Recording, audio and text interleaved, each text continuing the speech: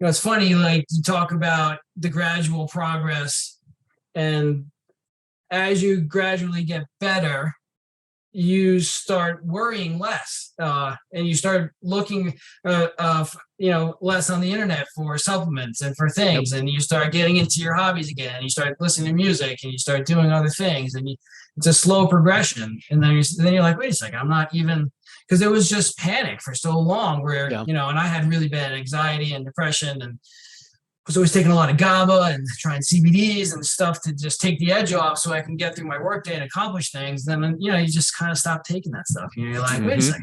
second. So, that's all part of it.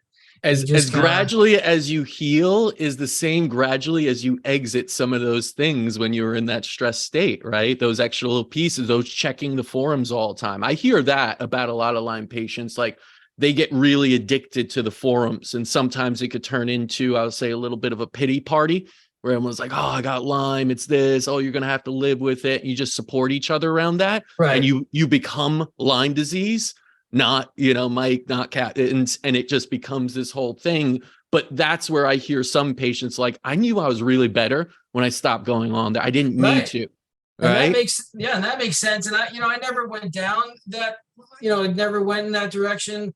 I, would find people, especially out here, and I find the people who had success, and then you trade notes, like, you come like a nerd, like, hey, Yeah. what did you do?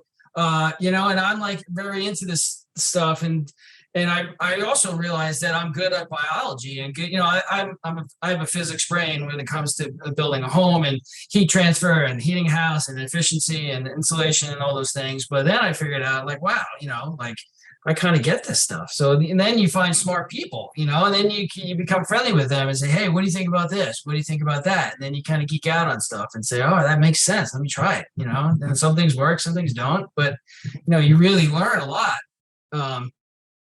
And it's, I've turned it into a hobby. Like I said in some of my intro stuff that I sent over, is that I love wellness now. I love the anti-aging type stuff, because that's sort of where it leads you, and you learn so much, and you want to do what your body wants you to do, and live a cleaner lifestyle, put better things into your body, take the right supplements, stay active, and keep stress levels down, keep your mind clear, so all those sort of things. So it's exciting for me.